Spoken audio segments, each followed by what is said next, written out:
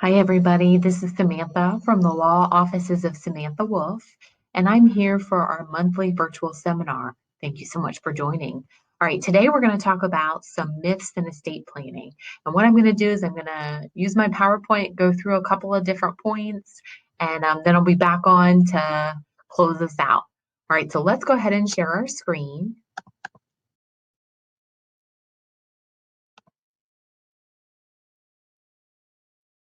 Okay, and this is our office building. We're located at 20 East 6th Street in Suite 206 in Waynesboro, PA.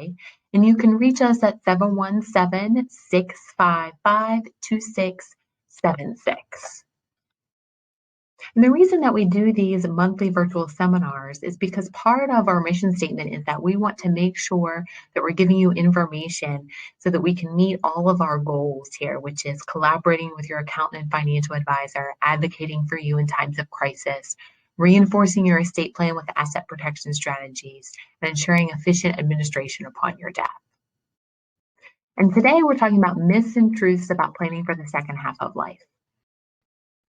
And the idea for this seminar came to me because I have two older sisters.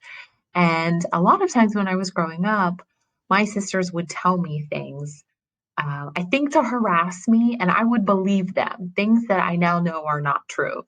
So this is us on Christmas morning. I just wanted you to see my sisters there. I'm the one on the far left with a goofy smirk on my face. So the two things that I remember my sisters telling me growing up was that number one, if I sneezed with my eyes open, my eyeballs would fly out of my eyes. And the other thing they told me was that I needed to make sure to never shower during a thunderstorm because I may get electrocuted. And I didn't know if these were true or false when I was growing up. But thankfully, when I was in middle and high school, a TV show Mythbusters that was on the Discovery Channel would go through questions like this and talk about whether or not it was true or false. And if it was a myth, they would bust it based on trial and error or their scientific knowledge. When I looked up both of these questions on Mythbusters website, the thing about sneezing, they said that no, if you could keep your eyes open when you were sneezing, your eyeballs would not fly out of your eyes or your eye sockets. But the reason that we can't do that, or it's very difficult to do that, is because all of our nerves and our reflexes around our nose and our eyes are connected. So when we're sneezing and it's activating that, it causes our reflexes to close our eyes. But if that being said, if we were able to keep them open, it doesn't mean that our eyeballs would fly out of our sockets. As it deals with showering during a thunderstorm, Mythbusters did say that if lightning would strike the metal pipes in the plumbing, that would be a good conduit. And so you do have to be careful about electrocution if you would choose to take a shower in a rainstorm and you have metal plumbing. So let's talk about some myths related to planning for the second half of life and estate planning. So what I'm going to do is I'm going to go through four myths that I feel like I've seen a lot in my practice, and we're going to talk about whether or not they're true. And if they're not true, we're going to explain why. So the first myth we have is that I have a will, so I'm covered when I die. So let's talk about this. I would say that is a myth. And the reason why it's a myth is because although our last will and testament is an important document, a last will and testament is a written instruction about how your property is to be distributed upon your death. And typically in your will, you designate an executor or a personal representative. That's what we call here in our office an executor. That would be who administers your estate upon your death. And it also allows you to designate a guardian for your minor children. If you have a will, though, the reason why this is a myth that if you have one, you're all good is because a will doesn't distribute all of your assets.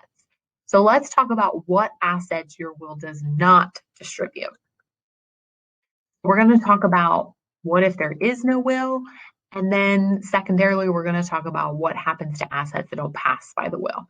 So a will still is important because what happens is if you don't have a will, Pennsylvania will impose their own estate plan on you, meaning that it falls under intestate law. And that law decides who gets your assets and decides who will administer your estate if you don't have a will that states otherwise. So if to the extent you don't like or to the extent you don't want to follow the Pennsylvania law, you need to have a will that says what happens to your assets. So if you don't have a will, the example I can give you is John and Jane Doe are married with one child, and Jane dies and she didn't have a will. What happens? Well, John's going to get $30,000 plus one half of the estate.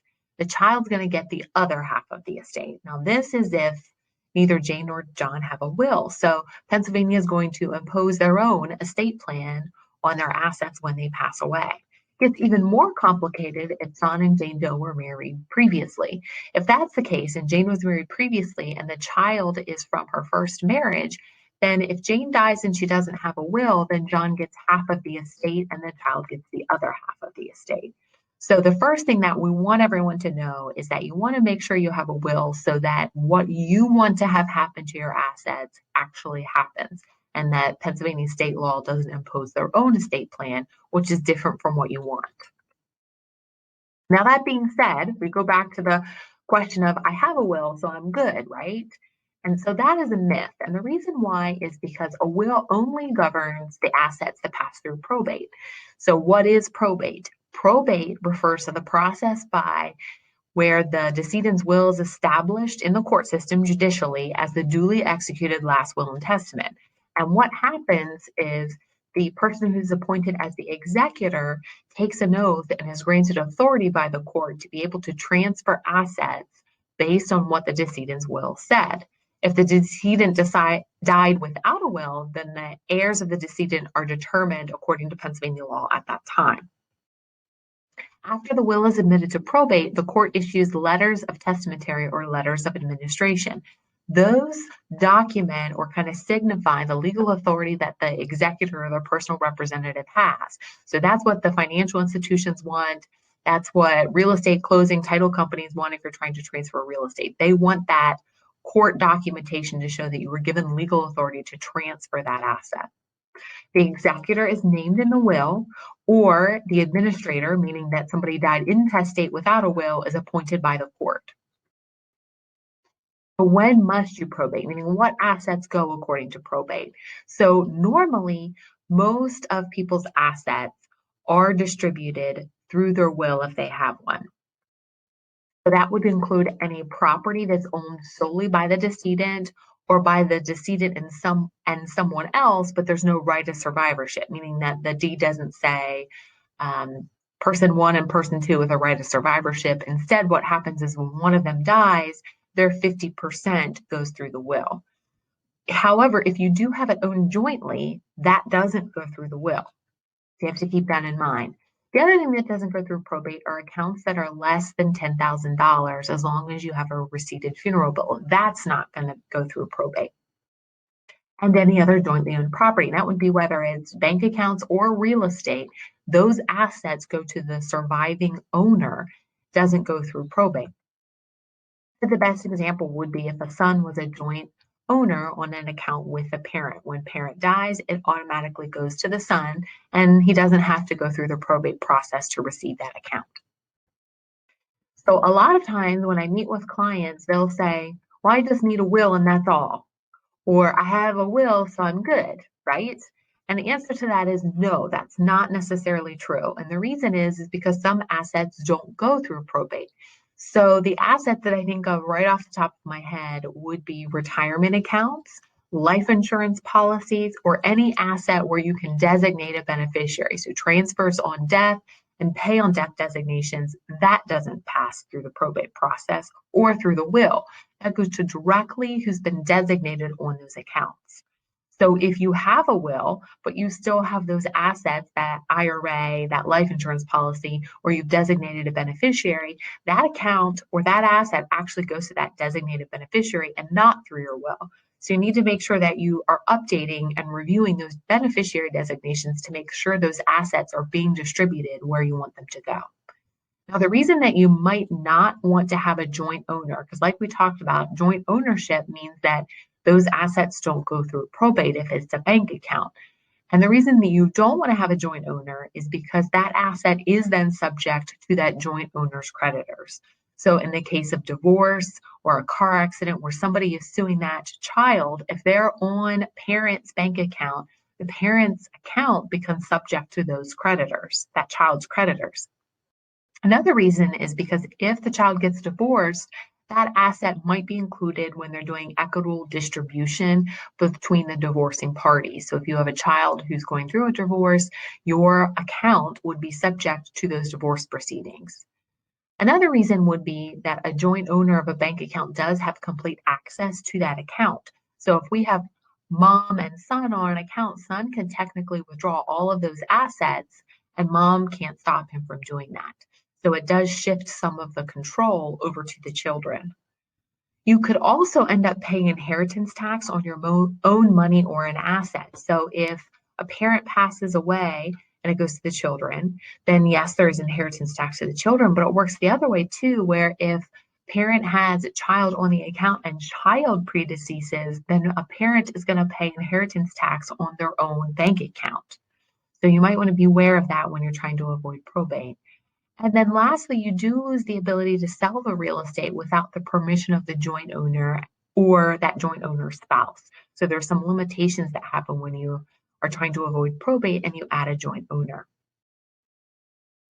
So if you have real estate where you've conveyed a life estate, if that's the case, then you lose the ability to sell that real estate without the permission of those remainder beneficiaries and their spouses. So all that to say that if you have a will, that's really great. You have a great foundation, but you also need to make sure that you're communicating and checking in with a financial advisor or with the financial institution to ensure that your beneficiary designations are what you want them to be. Because again, that's going to pass to directly who you've designated and not go through your will. And so you want to make sure that you're coordinating all of those different aspects of your estate plan. In summary, assets that avoid probate are beneficiary designated assets. So the example would be husband and wife name each other as the sole beneficiary of their IRAs. Husband dies first, wife never updates her beneficiary designation and didn't name a contingent beneficiary. Wife dies and wife's IRA will pay to her estate since there's no living beneficiary. And that can be problematic because then it has to go through the probate process. So you always want to make sure you have a primary beneficiary and a contingent beneficiary in case that primary beneficiary doesn't survive.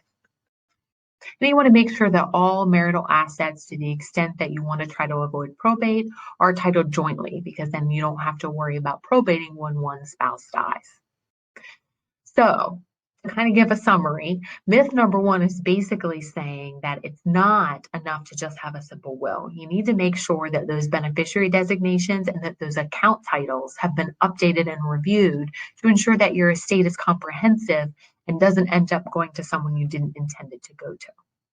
Myth number two deals with the fact that when something would happen, you're incapacitated, who has the right to make decisions? So myth number two is my family automatically has the right to make decisions regarding my treatment. And we're going to bust that myth by talking about how in Pennsylvania, the state no longer assumes that if you're married, that your spouse is who you would want to serve as your agent. So you really need to have a power of attorney document that states who you want to handle financial decisions as well as medical decisions. So we recommend financial power of attorneys. We recommend 4 different ones. And when I say 4, I'm grouping the living will in as a power of attorney. So we have the financial power of attorney, we have the healthcare power of attorney, we have the living will, and then we have a mental health power of attorney. And the financial just says who can handle your financial assets if you don't have the ability to do that. Your healthcare power of attorney is saying who can handle healthcare decisions if you cannot express your wishes to the physician. A living will is if you can't express your wishes to the physician and you have a terminal diagnosis. And your mental health power of attorney deals with decisions regarding dementia or Alzheimer's and what type of drug therapies you would be willing to receive treatment. There are other documents you can use. Of course, there's a will, like we talked about, there's irrevocable trust, and there's special needs trusts. The most important document, in my opinion, though, is that power of attorney. So that's why we talked about myth number 2 being that your family doesn't automatically have the right to make these decisions. So a power of attorney is a written legal document where one person, the principal, authorizes another individual, the agent, to act on his and her behalf. So that would be like my dad, who's the principal, appointing me as his agent. That's how a power of attorney would work. And I have a situation here in Pennsylvania where we had a young couple and they had gotten married relatively recently, and husband was in a motorcycle accident and there was no power of attorney, and the doctors wouldn't communicate with the wife about treatments, how he was doing medically, because she didn't have a power of attorney. So why do you need a power of attorney? The most common misconception is that a spouse automatically has the authority to act on behalf of you. And again, Pennsylvania doesn't assume that if you have a spouse that you like them enough for them to be able to make decisions. So especially as children get older, or if you're dealing with a blended family, Pennsylvania will again institute their own estate plans. So Pennsylvania will say, well, this is who would have the ability to make the decision unless you have a document that states otherwise. If you don't have a power of attorney and something should happen that results in your ability to make the decisions, then your family members are going to have to petition the court in order to obtain a guardianship. And that gives them legal authority to have the right to do certain things on your behalf. If you have a power of attorney, then you're saying who you would want that individual to be, and nobody has to petition a court. And the reason why this is important is because on average, it can take 3 months to 5 months to be able to get a guardianship. It all depends on kind of the process and how quickly the court system moves. And when you're talking about financially, if someone is trying to apply for Medicaid benefits or trying to get admission into a medical facility, if the average cost of nursing home care is $14,676 a month, and it takes you 3 months to get a guardianship, that means that potentially you'll have lost $44,000 from a Medicaid standpoint if you're trying to protect assets, because you have to have the ability under the power of attorney to be able to transfer assets to the spouse to preserve assets for them. So again, if you don't have a power of attorney, or if that power of attorney doesn't give you the powers that you need in order to be able to protect those assets for your loved ones, guardianship can be costly. It can cost a couple $1,000s, where a power of attorney is just a couple $100s. So I always encourage our clients to get a power of attorney then. So the bottom line is that you can plan ahead and choose who you want to make the decisions, or you can deal with the consequences, and the court or someone will choose who will make those decisions for you. So again, our myth number 2 is that your family doesn't automatically have the right to make those important decisions regarding healthcare and financial things. So you want to make sure you have a power of attorney. Okay, our myth number 3 deals with long-term care. So I think that there's a common misconception in Pennsylvania that when we're talking about long-term care, we're talking about nursing homes. And so what I wanted to do is I wanted to go over all the different benefits and options that are in our community. And I also wanted to cover Medicare, because a lot of times people think when it comes to long-term care, they think of nursing homes and then they think of Medicare to pay for that. So I wanted to talk about how Medicare fits into the picture of long-term care. So that's our myth number 3, is that long-term care only means nursing home care and that Medicare will cover it. So 2 myths in one. So long-term care is just dealing with the fact that people are living longer. We have some great medical advances. And so as a result, people are living to be older. And sometimes that means that for a period of time or for a certain length of time or at a certain age, they're going to need to be admitted into a facility in order to be able to receive support there and get the care that they need. It does mean that we're having people living in assisted living and nursing facilities for longer than maybe the average had been. Typically, we think of an average nursing home stay as about 2.5 years, but we're seeing people who have been in a nursing home for 5+ years because they're living longer. So we need to talk about what programs there are that could be used as the alternative. The average cost of nursing home in Pennsylvania, and this is at skilled level care because there are different levels of care. So the average cost of a nursing home is $14,676 per month. Just so everyone kind of understands how the cost of care has escalated in recent years, if you go back to 2020, the average cost of care was about $10,700. Every year they adjust in January, they adjust what the average cost is. So in 2020, it was $10,700. In 2021, it was $11,099.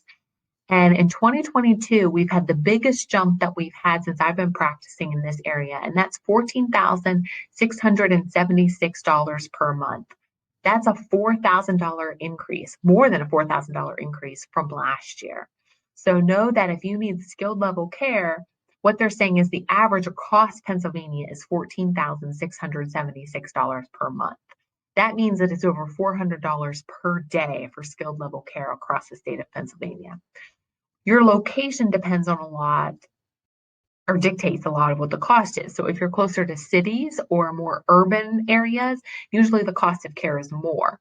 In the central part of PA, that's where you're going to see some lower costs, but the cost of care still average across the state of Pennsylvania is over $14,000. The average cost of assisted living is between 3 and 4, but we're seeing that go up closer to 5 now. So what's important to know here is that long-term care can mean skilled level care, at which we're dealing with the over 14,000, or it might be assisted living or independent living, which might be more $3,000 to $4,000 a month. The long-term care planning is just the process where you look at whether or not you're going to need long-term care and how you would pay for that if you did need it. And what I want to make sure everybody knows is that it's about protecting assets if you choose to do that, not about hiding those assets.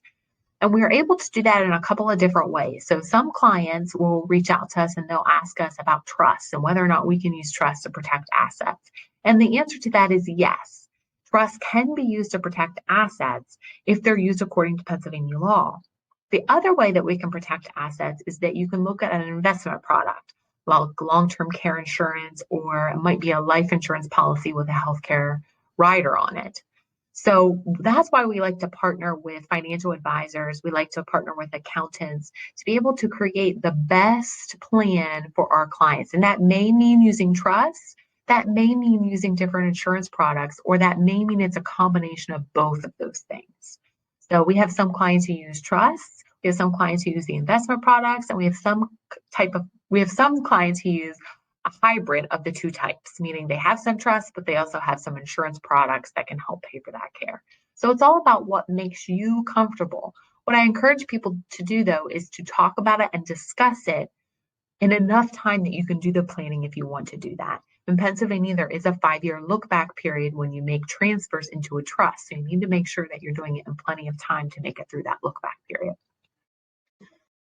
So let's talk a little bit about in-home care options, because when people think of long-term care, they think of a traditional nursing home.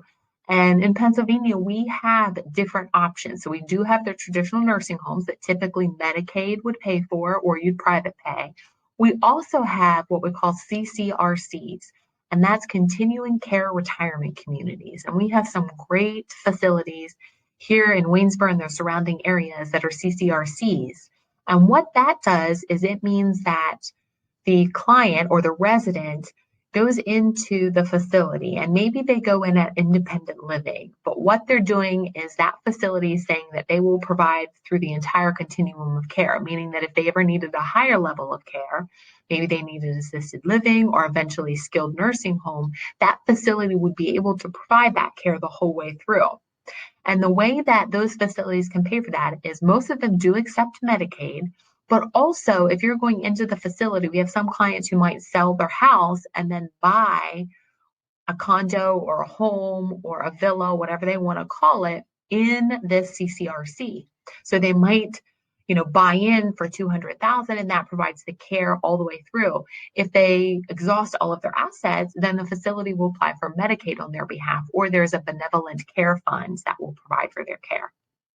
But the CCRCs are nice because they do provide the continuum of care through the whole cycle of care.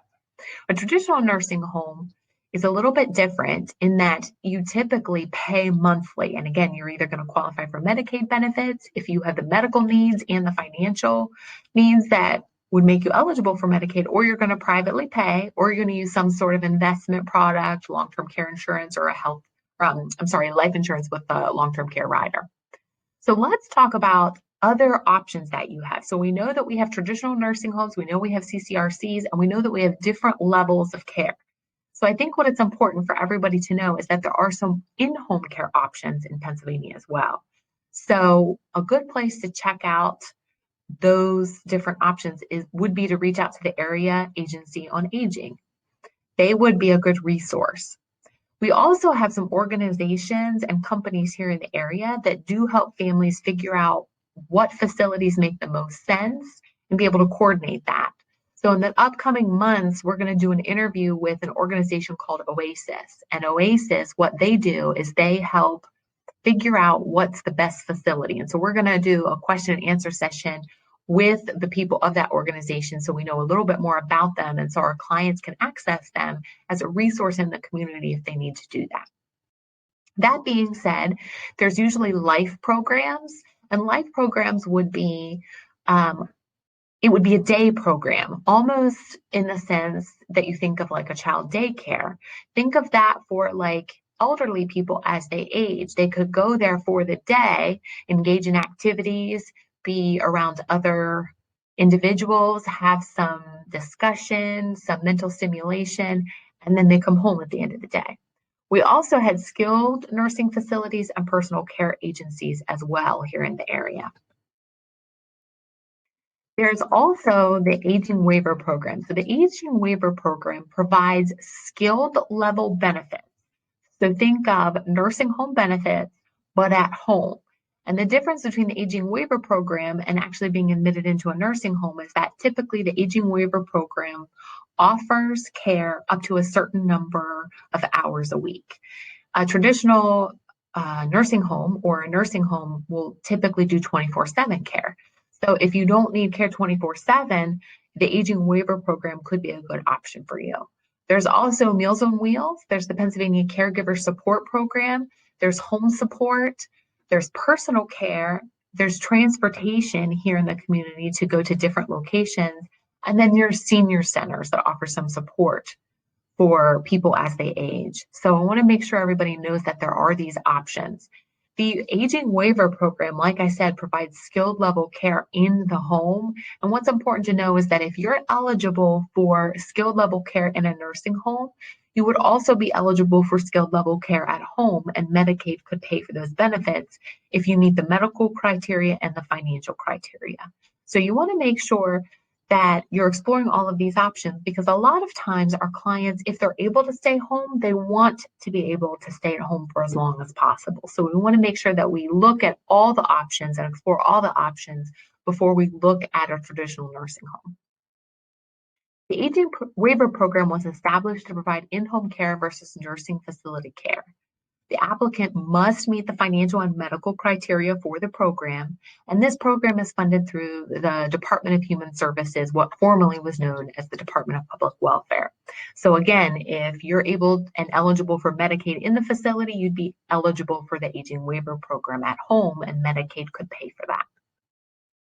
Another thing I think is important too is that when we're talking about caregivers, I know that was on the previous slide. The other thing I would always like to mention is we have visiting angels, we have comfort keepers, we have other companies and organizations who are willing to come in and provide care at home. And you can also look into if you have a family member. So sometimes we have an adult daughter or an adult son who maybe has retired from their job and is providing full-time care to mom or dad. And maybe they either want to get paid or maybe their parent wants to pay them for providing that care, because otherwise they'd have to hire a caregiver. And so usually you can work through an agency to be able to get the proper insurances that are needed to be able to serve as a caregiver for a parent if you want to do that. You just have to go through the proper hoops there to make sure that you're following all the appropriate protocol. But just know that if you are a family member and you do want to qualify as a caregiver, there are ways that you can do that and get paid for those services. And that can be through different programs like Medicaid as well as private pay. So going back to the aging waiver program, the aging waiver program generally provides in-home care based on the applicant's needs. And typically this can be 50 to 80 hours per week. So again, not in a facility, this is care that's being provided at home. Typically they offer a personal emergency response system, there might be meals, and there might be incontinence supplies. So the aging waiver program is certainly a program that we should all be considering, especially if we have somebody who wants to stay at home. Okay, so that covered the first half of that myth, which is just that any type of long-term care automatically means a nursing home. The second aspect of that I wanted to cover is whether or not Medicare pays for that. And the reason why I want to mention this, and we've done a whole virtual seminar just on Medicare, But I thought it was important to mention this because we have clients who come in and who will say, yes, I'm on Medicare, I'm in a nursing home and I'm receiving Medicare, which is paying for my benefits. And so a lot of times there's some misinformation or some misunderstanding about how Medicare plays into that. So I wanted to go over that so we're all clear about what Medicare does. So Medicare is a federal government program that provides healthcare coverage for qualified individuals. And this is administered by Centers for Medicare and Medicaid Services. And the enrollment is through the Social Security Administration or through the Railroad Retirement Board, the railroad retirees. So Medicaid is different, and we're going to get to this in a second, but Medicare deals more with healthcare coverage. So who can apply for this is one of the things we're going to talk about. But we need to know that it is a fee for service payment system. And usually you're going to see the red, white, and blue Medicare card as the actual insurance card. And we have an example off to the right there. And you may go to any provider that accepts Medicare. So it's a lot like your health insurance that you may have had through your employer, or if you go through the marketplace, a lot of times the insurance program, health insurance program that you have to go to a provider that accepts that insurance. Well, in this case, you have to go to a provider that accepts Medicare. There are going to be deductibles and co-insurances that apply. So a lot of our clients have Medicare, but then they either have a Medigap or a supplemental health insurance that covers anything in excess that Medicare won't cover or to meet the deductible there. So beneficiaries purchase additional insurance to cover these costs. So who is eligible for Medicare? Medicare is going to be for anyone who's 65 years of age or older. And that's why I said we have a whole virtual seminar where we talk about Medicare, because I just had to help my dad go through this process. It was a lot more difficult and a lot more cumbersome than I thought that it should be. But it's important for everybody to know, what does the process look like? What do you need to know? And so I encourage you to check out our Medicare virtual seminar that's on our YouTube channel. So anyone 65 years of age or older or receiving disability benefits from SSA, so Social Security Administration, or the Railroad Retirement must receive these benefits for 24 months before eligibility for Medicare. Now, there is an ALS exception to that rule, or you have to be diagnosed with an end-stage renal disease or a kidney transplant, and then you would be Medicare eligible. So Medicare has a couple of different parts, and we know this just from our experience and what we see in the news. There's Part A, Part B, as well as Part C, Part D. So let's talk about those multiple parts and how they're covered for healthcare purposes. So Part A is hospital care. So it covers inpatient care and services. That would be Part A. Part A is not going to your doctor's office. Part A would be an emergency room visit or any type of hospital type of care or service that you're getting in the hospital itself. Part B deals with medical care. So that covers outpatient care and services. And parts A and B are usually referred to as traditional or the original Medicare. So if you hear somebody refer to it as traditional or original, they're talking about Part A and Part B. So what does traditional Medicare not cover? So this is where it gets a little tricky and where I always like to make sure our clients know this. So it's not going to cover routine eye care. It's not going to cover routine dental care. It's not going to cover hearing aids or the exams for the hearing aids. And it's not going to cover long-term care. And I want to pause here because this is really important, because a lot of times clients will come in and they'll say, Mom, Dad, or if it's themselves, they'll say, I'm on Medicare covering my long-term care costs. And that's not true, because Medicare does not cover long-term care. So we're going to talk about how does this play out? What does exactly Medicare cover and when does it stop? But just know that Medicare was never designed to be a long-term care type of coverage. That being said, any care and services that are not recognized by Medicare as medically accessible, or medically necessary, are not going to be covered by Medicare. So how Medicare works in the long-term care, and this is why I think sometimes people get confused, is because Medicare coverage in a skilled facility is very limited. So what they've done for Medicare is, because it's dealing with medical services and not long-term care services, Medicare will cover up to 100 days. So now that 100 days is not triggered unless you have at least a 3-day hospital stay. And it's important to know that you have to be admitted into the hospital. Sometimes we have clients who are admitted for observation, but are not actually admitted into the hospital. So if you're only admitted for observation, Medicare is never triggered. You don't get those 100 days to cover for long-term care. So you always want to be clear about if you're being admitted, are you being admitted or are you being admitted for observation? If you're being admitted and you've been admitted for at least 3 days, then Medicare will cover up to 100 days of skilled facility care. Days 1 to 20, there's no copay. Days 21 to 100, there is a copay. Daily, and they give you a daily amount, $185.50 in 2021. Daily amount in excess of the deductible is considered a copay. And then days 100 and beyond, there's no coverage.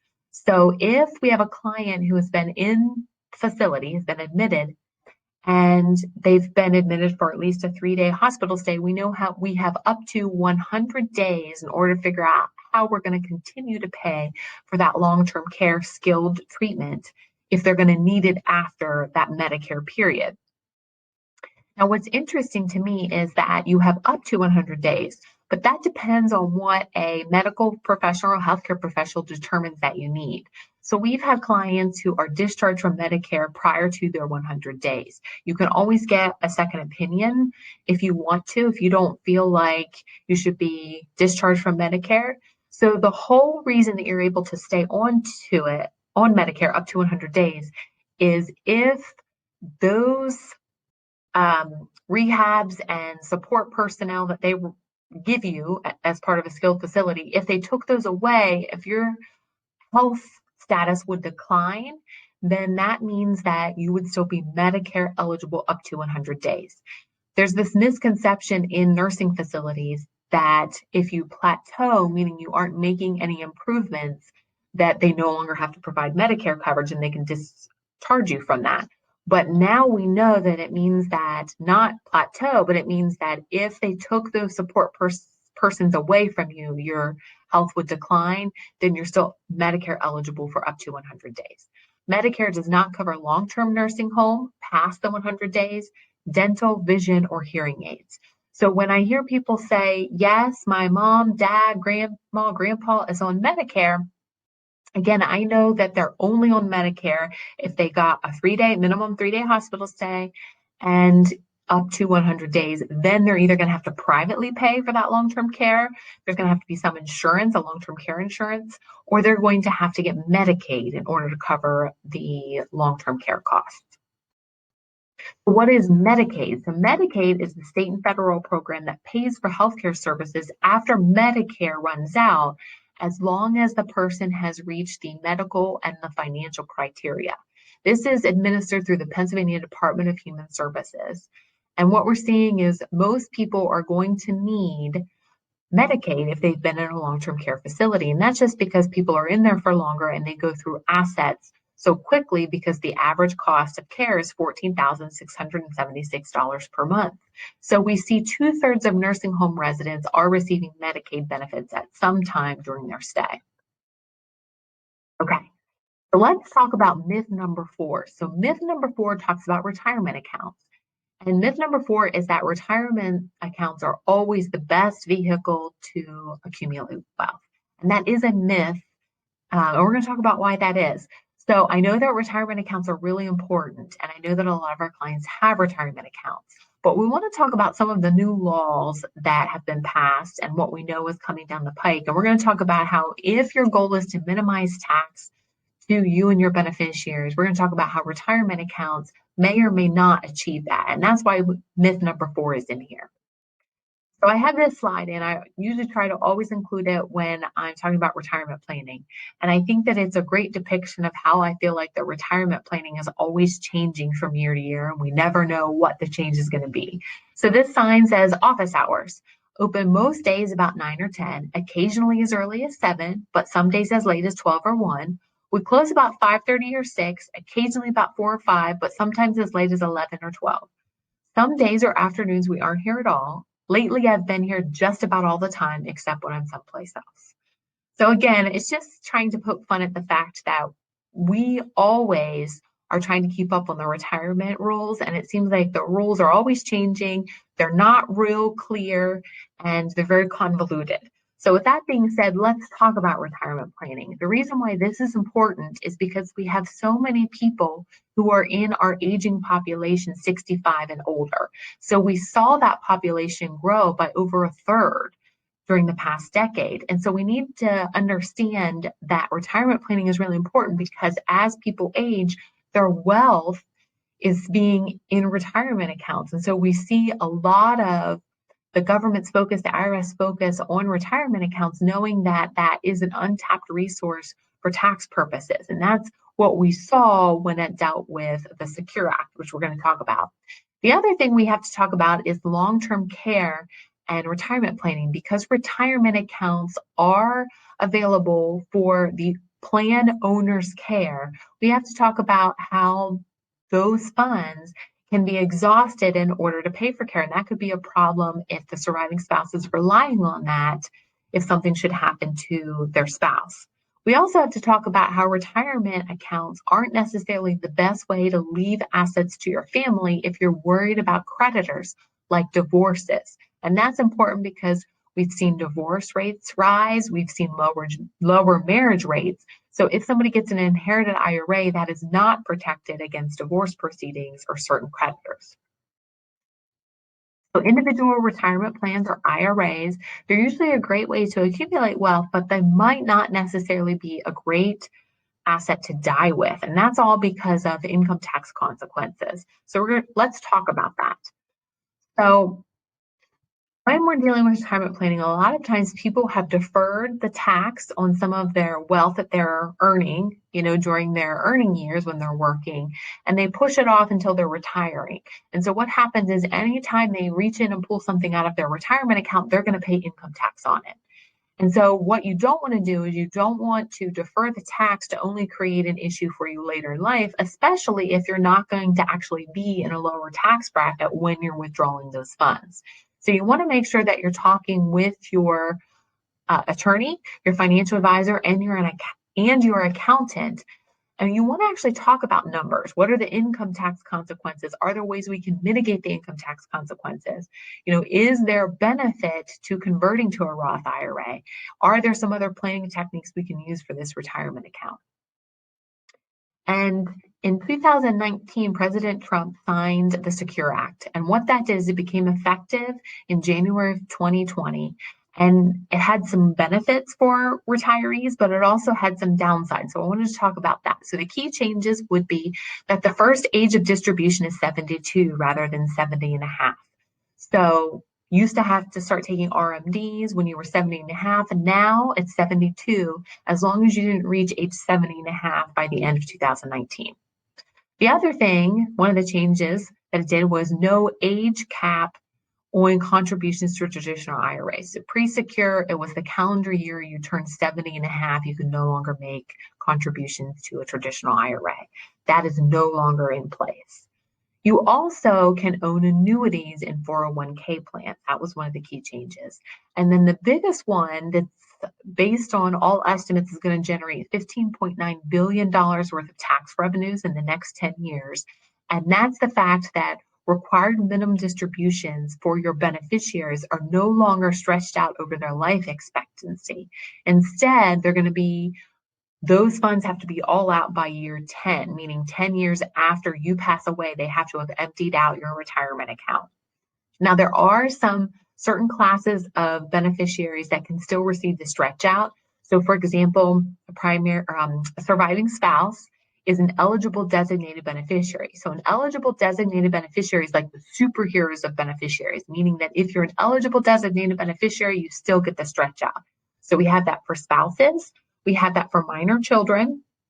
Notice I didn't say grandchildren, minor children, disabled individuals, and those that are chronically ill. So all of those individuals still receive the stretch out over their life expectancy. Everybody else that doesn't fall on that criteria, it's going to be a 10-year rule to the extent that they're not subject to the 5-year rule. So the proposed regulations came out in February of 2022. So as practitioners, there was word I had heard that the proposed regulations for the Secure Act were going to be released in September of 2021. and they weren't released in September 2021. And we kept waiting, we kept trying to hear if it was coming down the pike, and everything was quiet. And then lo and behold, in February, they issued the proposed regulations. So for the timing, I'm going to flip ahead here. The timing for the proposed regulations, they have a comment period until May of 2022. Then in June, they're holding a public hearing, and then we'll know whether or not these proposed regulations are going to be implemented. So let's talk about what the proposed regulations say. Now, no, these are just proposed, but what it said is if a plan participant dies prior to age 72, the non-eligible designated beneficiary, meaning you're not one of those superhero beneficiaries, you're not the spouse, you're not a minor child, you're not a disabled individual, and you're not a chronically ill. Anybody else, designated beneficiary, can wait until the end of year 10 to withdraw the funds. Now, this is interesting to me because all of our assumptions, I don't want to say all, there was a big group of attorneys that felt like it was going to be all out in year 10, but there wasn't going to be a required amount every year, meaning you could wait until year 10 as a designated beneficiary and pull all of the funds out of the IRA in that year. And that was important because if a trust was designated as the beneficiary, but the trust had it paying out to the beneficiary once they attained a certain age, so if it's at age 35, the trust is going to pay out and terminate, and the designated beneficiary is 30.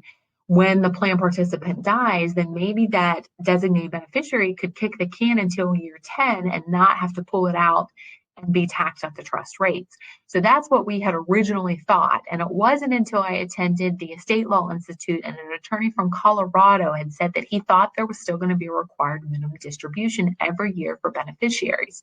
So how we saw that in the proposed regulation was that if a plan participant dies after age 72, then the beneficiary does have to take the required minimum distribution based on the age, and then all of it has to be withdrawn by year 10.